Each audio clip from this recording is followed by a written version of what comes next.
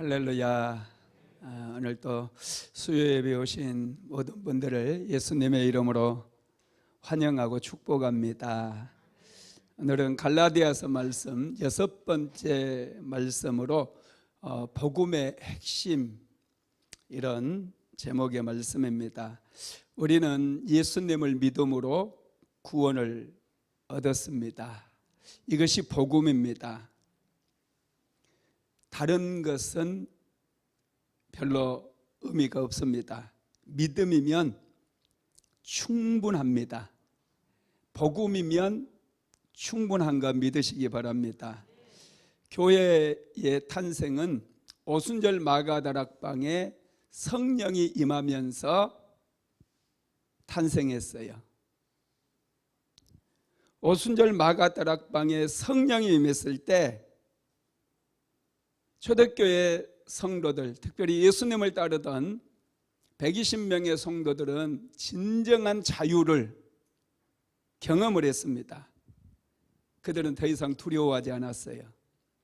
율법에 매이지도 않았습니다. 예수님을 믿음으로 하나님의 자녀됨에 대한 확신을 갖게 되었다는 거예요.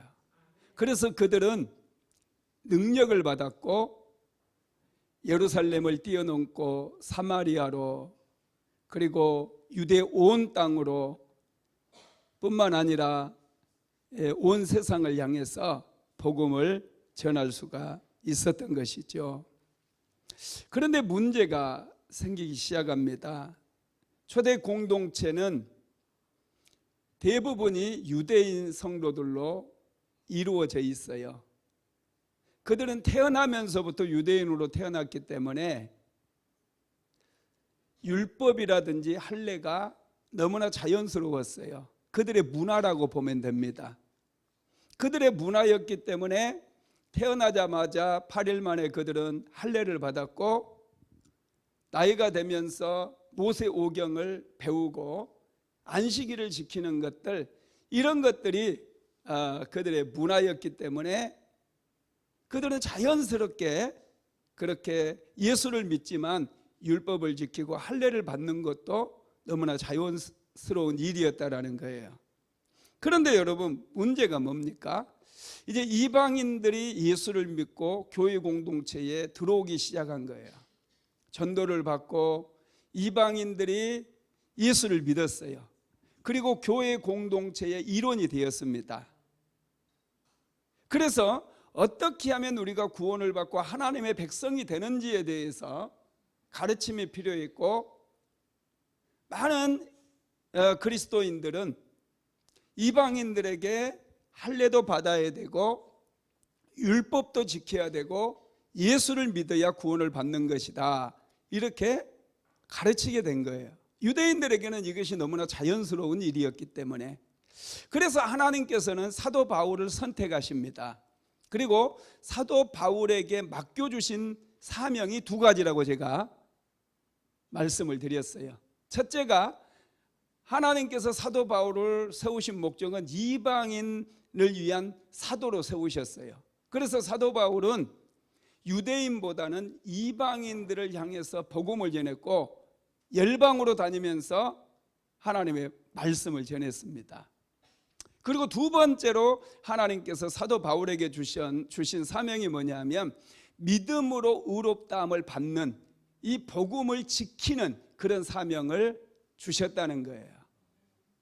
그래서 바울은 이 복음을 지키기 위해서 우리가 구원을 얻는 데는 어떤 율법의 행위라든지 할례를 행함으로 구원을 받는 것이 아니라 오직 예수를 믿음으로 구원을 얻는다라고 하는 이 복음을 지키기 위해서 바울은 굉장히 예를 많이 씁니다. 그래서 우리가 지난주에 살펴본 것처럼 바울은 예루살렘 교회를 방문했어요. 예루살렘 교회에서조차도 이방인들이 구원을 얻기 위해서는 할례를 받아야 되고 율법을 지켜야만이 구원을 얻는다라고 가르치고 있었기 때문에, 그리고 그 예루살렘 교회 출신들이 사도 바울이 전했던 갈라디아 땅까지 가가지고 갈라디아 교회 교인들에게도 율법을 강요하고 할례를 행하게 함으로 인해서 갈라디아 교인들이 믿음으로 구원을 얻는 그 복음을 버리고 마치 유대인이 되는 것이 목적인 양 유대인들처럼 유대인의 흉내를 내게 되었다는 거예요. 그래서 바울이 예루살렘에 가서 예루살렘 교회에 유력한 사람들, 특별히 12명의 사도들이 있지 않았겠습니까? 이 유력한 자들을 만났다고 갈라디아서 2장에는 나와 있죠. 갈라디아 예루살렘에 있었던 교회에 유력한 덕망이 있고 또 리더십을 가진 그런 분들을 사도 바울이 만나게 됩니다. 그리고 그곳에서 이방인들이 구원받는 것에 대해서 심도 깊게 토론을 하고 바울이 이방인에게 복음을 전해서 그들이 구원을 얻고 그들에게도 성령이 임한 것에 대해서 그분들에게 말씀을 전했다. 그런 말씀 제가 드린 적이 있어요. 그 결과 이제 예루살렘 교회에서 베드로도 고넬료의 가정, 이방인의 가정에 갔을 때 그곳에서 베드로가 말씀을 전했을 때에 이방인들에게 오순절 마가다락방에 임했던 그 성령을 하나님께서 그 가정에 부어주신 것에 대해서 얘기하고, 이방인이 하나님의 백성이 되는 것은 율법을 지킴으로가 아니고 할례를 받음으로도 아니고 그들이 예수를 믿기만 해도 하나님의 자녀가 된다라고 하는 사실을 예루살렘 교회에서 확정을 짓게 됩니다. 확정을 지었어요. 바울의 이런 노력은 정말 피나는 노력이었고 믿음으로 구원을 얻는 이 복음을 지키기 위해서 바울은 정말 많이 애를 썼다고 제가 지난번에 말씀을 드렸습니다. 오늘 말씀도 그 연장선에 있다고 보면 돼요. 여러분, 믿음으로 구원을 얻는다라고 하는 것은 복음이면 충분하다는 거예요. 우리가 율법을 지키지 않아도 또 우리가 할례를 받지 않아도 예수 그리스도를 믿음으로 말미암아 우리가 구원을 얻는다는 것, 이건 정말 은혜고 축복인 거 믿으시기 바랍니다. 그래서 갈라디아서 전체의 주제가 자유라고, 그리스도인의 자유라고 제가 말씀을 드렸습니다. 갈라디아서는 이 그리스도인들에게 진정한 자유가 무엇인지를 깨닫게 해주는 그런 말씀이라고 볼 수가 있어요. 그런데 여러분, 이단이나 사이비 같은 경우는 자꾸 성도들에게 복음의 말씀 이거 외에 또 다른 자기의 생각이나 자기들이 만든 교리 같은 걸로 사람들을 얽어매고 자기의 종으로 삼으려고 그래요. 이단들이 많이 그렇습니다. 통일교도, 신천지도, 몰몬교 같은 그런 종교도 전부 자기들의 교리를 만들어요. 여러분, 가끔 거리에 하얀 셔츠에다가 까만 넥타이 또 까만 가방 들고 젊은 청년들이 두 사람씩 짝지어 다니는 거 보셨을 거예요. 외국인 백인 청년들이 다니는 거 보셨을 거예요. 이 사람들이 몰몬교 사람들인데요, 몰몬교는 남자들은 19살, 여자들은 21살이 되면 의무적으로 2년 동안 다른 나라에 가서 선교를 해야 돼요. 그런 게 있습니다. 2년 동안. 몰몬교는 1827년에 조지 스미스라고 하는 사람이 이제 자기가 자칭 천사장을 만났다 그러면서 몰몬교를 세웠어요. 그리고 이 사람들도 신구약 성경을 전부 봅니다. 신구약 성경도 보지만 몰몬경이라고 하는 또 다른 경전을 만들었어요. 성경만 가지고는 안 된다는 거예요. 이 몰몬경을 사람들에게 가르칩니다. 그리고 그렇게 살아야 된다고 가르치죠. 이 사람들은 술도 마시면 안 되고 담배, 커피, 홍차도 마시지 않습니다. 그리고 몰몬교 회당에는 십자가가 없어요. 그냥 이 지붕에다가 나팔을 부는 이 천사 동상을 하나 딱 세워 놓았죠. 이런 몰몬교가 우리나라에도 좀 들어와 있는데요. 하여튼 이런 뭔가 교리를 만들어 가지고 얽어매고 2년 동안, 젊은 시절 2년 동안 다른 나라에 가서 선교까지 하게 만드는, 자꾸 종이 되게 만드는 그런 일을 하게 한다는 거예요. 신천지도 마찬가지. 이단들은 하나같이 자기들의 교리를 만들어 가지고 사람을 속박하고 구속해서 종으로 삼으려고 하는 거예요. 그런데 진정한 복음은 그리스도인들에게 자유를 주는 거예요. 속박하거나 구속함이 있는 게 아니에요. 예수 안에서 우리는 진정한 자유를 누릴 수 있다는 거 믿으시기를 주님의 이름으로 축복합니다. 그래서 예수님께서 주신 복음이 은혜의 복음이고 축복의 복음입니다. 예수님을 믿음으로 우리가 구원을 얻는 거예요. 다른 것은 필요가 없어요. 오직 예수님을 믿음으로 우리가 구원을 받는 줄 믿으시기 바랍니다. 그 이유는 예수님께서 우리의 죄의 문제를 해결해 주셨어요. 우리를 대신해서 친히 십자가에 못 박혀 죽으심으로 인해서 우리의 모든 죄를 이미 다 청산해 주셨다라는 거예요. 그래서 우리가 이것을 믿으면 우리는 죄사함을 받게 되고 우리는 구원을 얻게 된다는 것입니다. 오늘 본문에서도 바울은 갈라디아 교회를 책망을 하고 있어요. 갈라디아 교인들이 복음을 버리고 율법으로 돌아가 버렸기 때문에 그렇습니다. 오늘 본문 한번 읽어봅시다. 갈라디아서 2장 17절입니다. 만일 우리가 그리스도 안에서 의롭게 되려 하다가 죄인으로 드러나면 그리스도께서 죄를 짓게 하는 자냐? 결코 그럴 수 없느니라. 아멘. 이 말씀이 여러분 무슨 말씀입니까? 복음을 듣고 예수님을 믿은 사람들은 이제 율법의 지배에서 율법의 지배 아래 있었던 그러니까 이 말씀이 무슨 말이냐면 유대인들은 대부분이 율법의 지배 아래 있었던 사람들이에요. 그런데 율법의 지배 아래서 그들이 율법을 지킴으로 인해서 구원을 얻으려고 무진장 애를 쓰고 발버둥을 쳤지만은 그들은 만족을 느낄 수 없었고 자유를 느끼지 못하고 오히려 율법에 묶여 있고 율법에 속박되었다는 것을 그들이 알게 되지 않았겠어요? 그래서 유대인들 중에서 예수를 따르게 되고 예수를 믿게 됨으로 인해서 믿음으로 구원을 얻은 사람들이 있게 되었어요. 그래서 그들이 믿음으로 구원을 얻음으로 인해서 오히려 자신들 안에 죄가 있다라는 것을 깨닫게 되고, 그렇잖아요. 율법을 아무리 지키려고 해도 온전히 율법을 지킬 수 없기 때문에 우리는 절망할 수밖에 없는 거예요. 안 되는구나. 오늘 또 율법 하나를 어겼구나.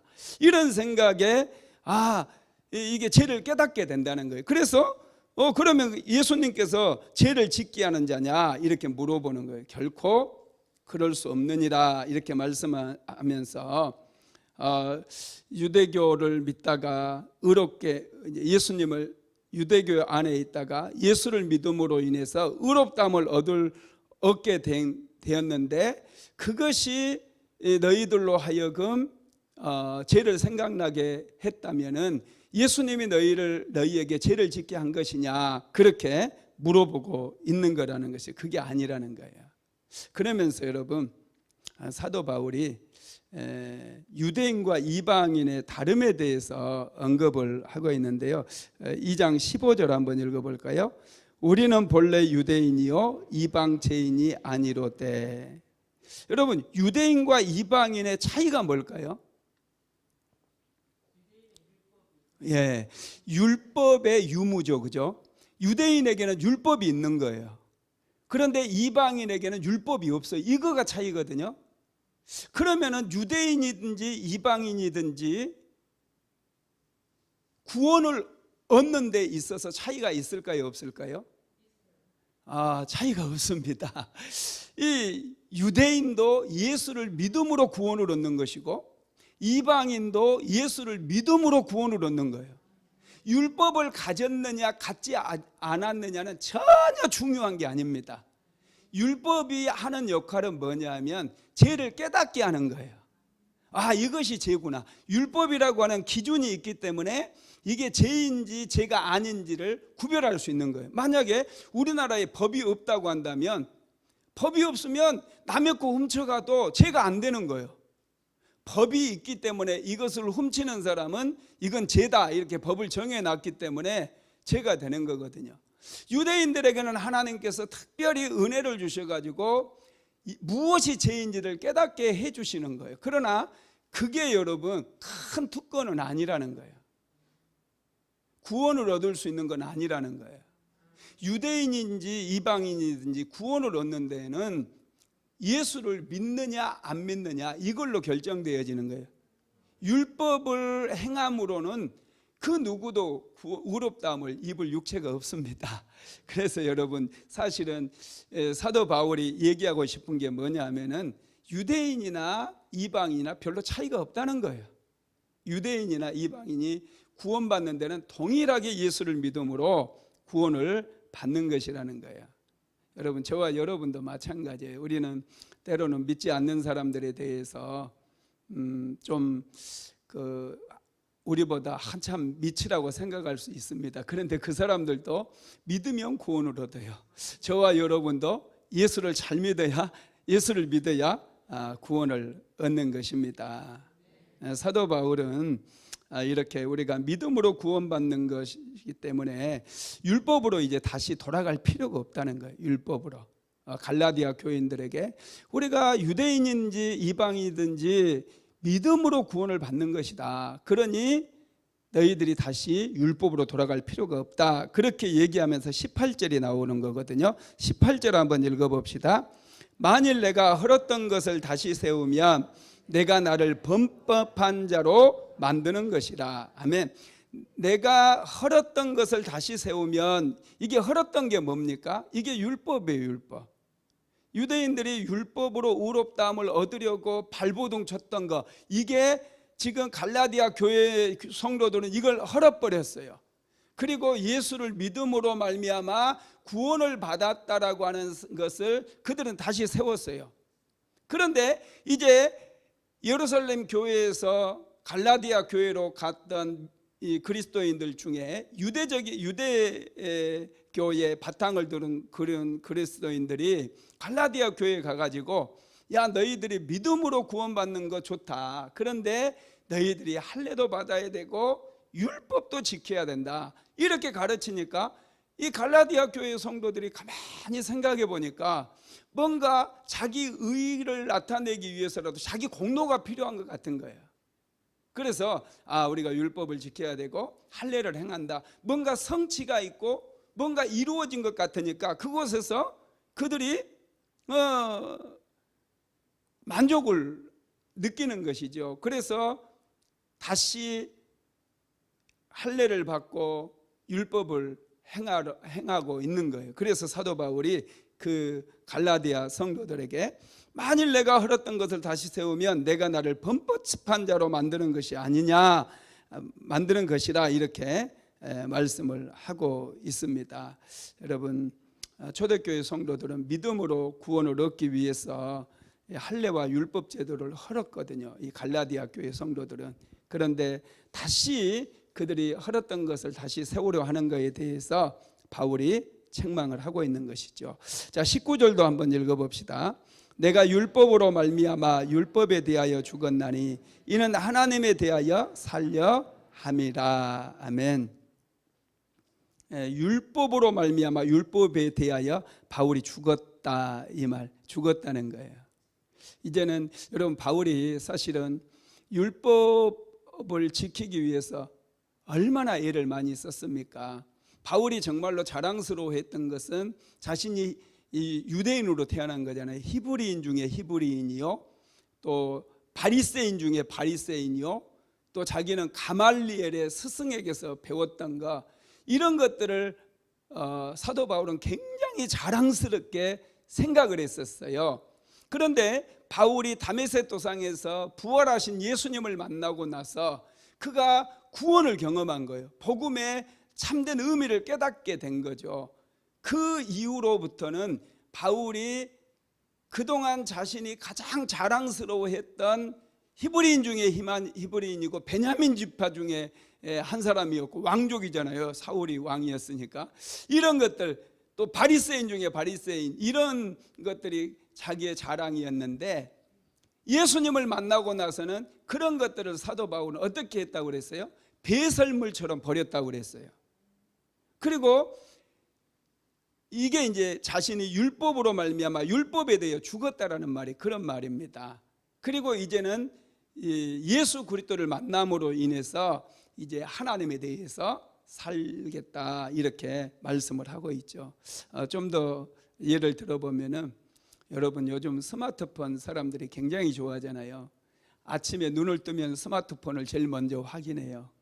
스마트폰으로 유튜브도 보고 뉴스도 보고 또 날씨도 확인하고 쇼핑도 하고 은행 갈 필요도 없잖아요. 은행 계좌 이체도 하고 스마트폰이 얼마나 지금 뭐 좋은지 몰라요. 사진도 찍죠. 스마트폰이 아침 눈 뜨자마자 스마트폰을 보고 또 스마트폰에서 사람들을 만나서 얘기할 때도 스마트폰을 통해서 얻은 정보를 가지고 얘기하고 스마트폰 가지고 이제 밤 잘 때까지 잠 잘 때까지 드라마를 본다든지 이런 거 하잖아요. 찬양을 듣는다든지 하루 종일 스마트폰에 이렇게 사로잡혀 있다가 이제 더 좋은 게 생긴 거예요. 그래서 이제 스마트폰을 보지를 않아요. 그리고 더 스마트폰을 보지 않아도 내가 더 행복해지고 더 좋은 것이 생겨버렸기 때문에 그것에 집중을 하는 거예요. 이게 스마트폰의 영향을 전혀 안 받는 것을 얘기하거든요.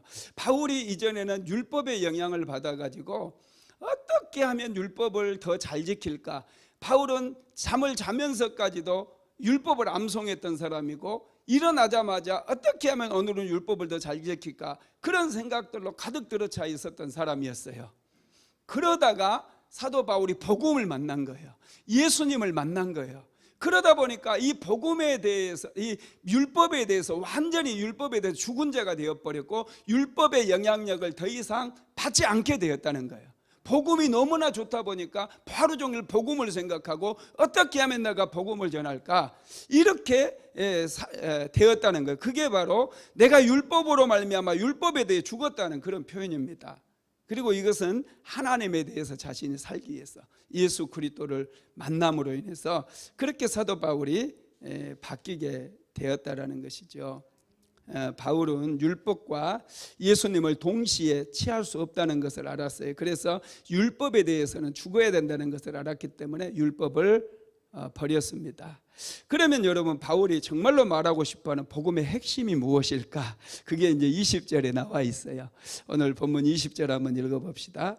내가 그리스도와 함께 십자가에 못 박혔나니 그런즉 이제는 내가 사는 것이 아니요 오직 내 안에 그리스도께서 사시는 것이라. 이제 내가 육체 가운데 사는 것은 나를 사랑하사 나를 위하여 자기 자신을 버리신 하나님의 아들을 믿는 믿음 안에서 사는 것이라. 아멘. 복음의 핵심이 뭐냐면 내가 그리스도와 함께 죽었다는 거예요. 첫째, 내가 그리스도와 함께 죽었다는 거예요. 이것은 내 자아가 죽었다는 거예요. 내 생각이나 내 감정, 의지가 예수님께서 십자가에서 죽으실 때 나도 죽었다는 거예요. 그래서 사도 바울이 그 갈라디아서 6장 17절에 보면은요 이런 고백을 하는데 한번 같이 읽어볼까요? 이후로는 누구든지 나를 괴롭게 하지 말라. 내가 내 몸에 예수의 흔적을 지니고 있노라. 예수의 흔적을 지니고 있대요. 자신이 우리가 여러분 십자가에 못 박혔다고 한다면 우리에게도 예수의 흔적이 있어야 되지 않겠습니까? 사도 바울은 예수의 흔적을 지니고 있대요. 예수님의 흔적이 뭡니까? 십자가를 지실 때 손과 발이 못 박혔잖아요. 그리고 채찍질을 당하고 또 가시에는 면류관을 쓰셨잖아요. 그게 여러분 흔적인데 사도 바울에게는 그런 흔적이 있다라는 거예요. 그런 흔적이. 예수 때문에 참고 예수 때문에 핍박을 당해도 모욕을 당해도 참고 인내했던 그런 흔적이 있다라는 거. 이게 여러분 복음의 핵심이라는 거예요. 저와 여러분이 예수를 믿는다는 거, 여러분 그리스도와 함께 십자가에 못 박혀 죽은 거예요. 죽은 사람은 말이 없습니다. 살아있기 때문에 말도 많이 하고 그런 것이죠. 두 번째로 내 안에 예수님이 살아계신다는 거예요. 그런즉 이제는 내가 사는 것이 아니요 오직 내 안에 그리스도께서 사시는 것이라 이렇게 말씀했습니다. 여러분, 내가 예수님과 함께 십자가에 죽으면 그게 끝이 아니라는 거예요. 예수님께서 십자가에 못 박혀 죽으셨다가 사흘 만에 부활하셨잖아요. 이것처럼 내가 예수님을 믿음으로 인해서 끝이 아니라 예수님과 함께 우리가 다시 살게 되었다라는 거예요. 이게 여러분 굉장히 중요한데, 그래서 그런즉 이제는 내가 사는 것이 아니요 오직 내 안에 그리스도께서 사신 것이라 이렇게 말씀을 하고 있어요. 이게 뭐냐면 내 안에 예수님이 산다는 것은 주인이 바뀌었다는 거예요. 주인이 바뀌었어요. 이전에는 내 자아가, 내 생각이, 내 습관, 내 자존심이 나를 끌고 가고 나를 살아가게 했다고 한다면, 이제는 내 안에서 예수 그리스도가 나를 살아가게 만든다는 거예요. 여러분, 이게 굉장히 중요하죠. 그래서 바울이 다메섹 도상에서 예수님을 만남으로 인해서 그의 인생이 바뀌어버렸어요. 세상에 그는 자랑할 것도 많았어요. 그는 학벌도 대단했어요. 좋은 혈통을 타고났어요. 로마 시민권도 가졌어요. 그런데 그 모든 것들을 배설물같이 다 버려버렸어요. 그리고 예수님을 주인으로 살아가게 됨으로 인해서 그는 죽어가는 영혼들을 바라볼 때 너무너무 안타까웠던 거죠. 그래서 어떻게 해서든지 저들에게 복음을 전하기를 원했어요. 여러분, 로마서 11장에 보면은 젖붙이는 이야기가 나오잖아요. 이 젖붙이는 이야기 보셨을 텐데, 여러분 젖붙이는 거 보셨나요? 이 배나무나 사과나무 같은 것을 젖을 붙일 때는 이 돌배가 있으면 돌배를 자릅니다. 그리고 이 참배, 좋은 나무의 가지를 잘라가지고 이 돌배나무 이 줄기에 이렇게 즙을 붙여요. 그러면은 이 돌배에서 진액을 빨아서 이제 좋은 이 가지이기 때문에 좋은 열매를 맺히거든요. 그런데 감람나무 젖 붙일 때는 다르게 한대요. 감람나무, 그래서 사도 바울이 로마서 11장에서는 이 감람나무 젖 붙이는 이야기가 나오거든요. 이 감람나무를 젖 붙일 때는 이 참감람나무를 잘라내고 참감람나무 순을 잘라내고 돌감람나무 순을 잘라요. 그래가지고 이 원 줄기에, 참감람나무 줄기에다가 돌감람나무를 즙을 붙이는 거예요. 그러면 이게 참감람나무에 진액을 빨아들이기 때문에 좋은 감람 열매가 맺힌다는 거예요. 이 올리브 나무잖아요, 감람나무가. 여러분, 감람나무가 이 젖붙임을 당하기 위해서는 돌감람나무인 우리가 잘려 나가야 돼요. 잘려져야 돼요. 잘려져서 예수님께 젖붙임이 돼야 돼요. 그럴 때 우리가 예수님 안에 있는 좋은 것들을 우리가 다 빨아들여 가지고 공급을 받아 가지고 우리도 성령의 열매를 맺는, 아름다운 열매를 맺는 그런 인생을 살아갈 수가 있다라는 것입니다. 이 잘린다는 거예요. 여러분, 우리가 이 죽는다는 것은 죽어야 되잖아요. 이 돌감람나무가 줄기에서 딱 잘려가지고 참감람나무의 젖품을 받기 위해서는 이 잘려야 되거든요. 이게 죽는 것을 얘기하거든요. 이게 무엇을 의미하느냐면 에베소서 4장 22절로 24절 한번 읽어봅시다. 너희는 유혹의 욕심을 따라 썩어져가는 구습을 따르는 옛사람을 벗어버리고 오직 너희의 심령이 새롭게 되어 하나님을 따라 의와 진리의 거룩함으로 지으심을 받은 새 사람을 입으라. 아멘. 유혹의 욕심을 따라 썩어져가는 구습과 악습을 벗어버리는 거예요. 이게 율법과는 상관없습니다. 율법을 지키기 위한 게 아니에요. 이전에 죄된 습관들, 돌감람나무로 자라왔던 우리가 이 잘려져야지 예수님의 이 줄기에 우리가 젖붙임을 받을 수 있기 때문에 잘려져야 되는데, 이 잘려지는 것이 뭐라고요? 유혹의 욕심을 따라 썩어져가는 이 구습을 따르는 옛사람을 벗어야 된다는 거예요. 이게 여러분 아주 중요합니다. 옛사람의 그 혈기, 분노하던 그런 습관들, 정욕들, 음란한 삶들, 나쁜 습관들, 여러분 이런 것들을 다 벗어버리는 것이 내가 돌감나무에서 잘리는 거예요. 그래야지 예수님 줄기에 우리가 젖붙임을 받을 수가 있게 되는 것이죠. 그래서 여러분, 이 십자가와 부활이 은혜의 복음이고 승리의 복음인 것을 믿으시기 바랍니다. 세 번째로는 하나님의 아들을 믿는 믿음 안에서 사는 거라고 그랬는데, 갈라디아서 22장 20절 하반절 한번 읽어봅시다. 이제 내가 육체 가운데 사는 것은 나를 사랑하사 나를 위하여 자기 몸을 버리신 하나님의 아들을 믿는 믿음 안에서 사는 것이라. 아멘. 내가 육체 가운데 사는 것은 나를 사랑하사 자기 자신을 버리신, 나를 위하여 자기 자신을 버리신 하나님의 아들을 믿는 믿음 안에서 살게 된다는 거. 하나님의 아들을 믿는 믿음 안에서 이제 우리가 새롭게 산다는 거예요.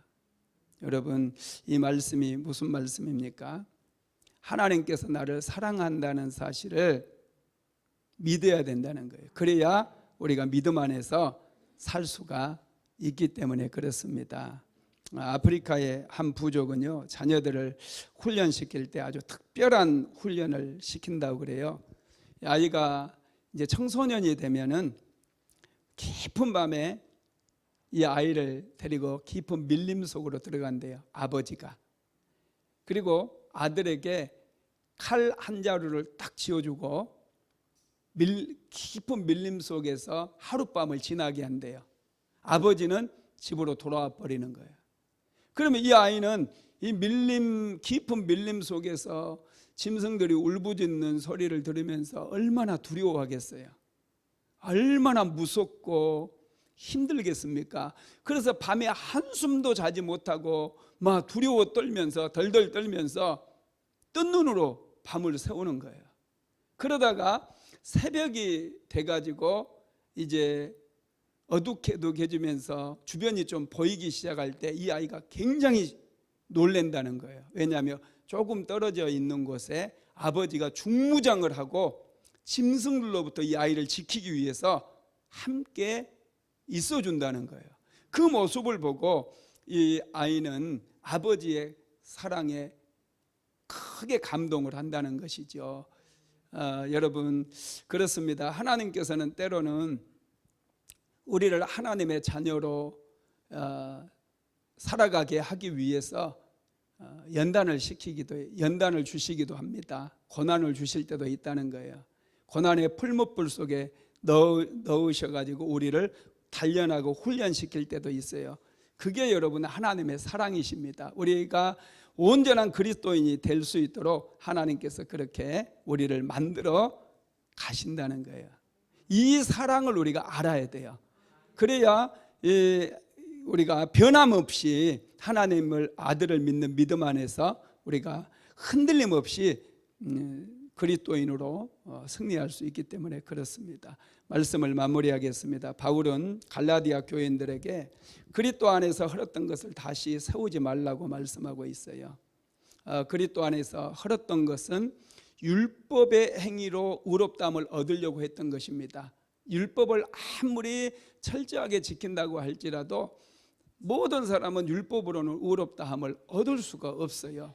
율법은 죄를 깨닫게 하기 위한 수단으로 하나님께서 주신 것이기 때문에 그런 것이죠.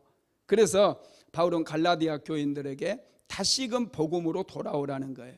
믿음으로 우리가 의롭다함을 얻는다는 거예요. 믿음으로 의롭다함을 얻는 것, 이게 정말로 소중한 것입니다. 그런데 사람들은 자꾸 공로주의를 앞세워요.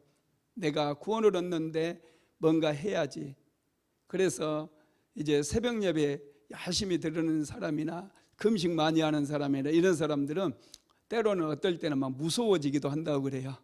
내가 막 그러면서 자기를 내세우려고 하고 그런 분들이 있다는 그런 얘기들을 많이들 합니다.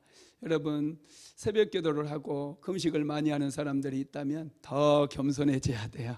더 자신을 낮추고 하나님 앞에 서고 사람들 앞에 서고 다 겸손해져야 돼. 이게 여러분 바울이 우리에게 가르쳐 주시는 은혜의 복음이라고 하는 사실을 믿게 되기를 주님의 이름으로 축복합니다. 복음은 우리를 살리고 우리를 영원한 천국으로 인도하는 것을 믿으시기를 바랍니다.